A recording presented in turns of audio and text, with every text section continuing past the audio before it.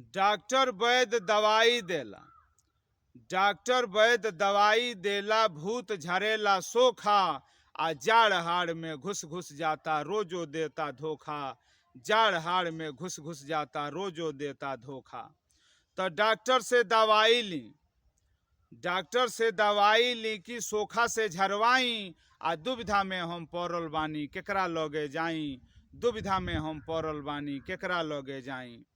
तो कौशल जी से जाके कहनी, कौशल जी से जाके कहनी, कहले सुना ये भाई, आ खा पी के रजाई ओढ़ब तबे जाड़ी जाई, खा पी के रजाई ओढ़ब तबे जाड़ी जाई।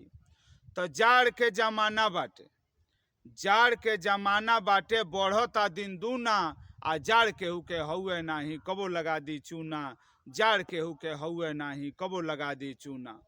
तो रही रजाई अपना लगे, रही रजाई अपना लगे, जाड़ कबो ना छुई, आई मजा रजाई में जब खूब भरल होई रुई, आई मजा रजाई में जब खूब भरल होई रुई।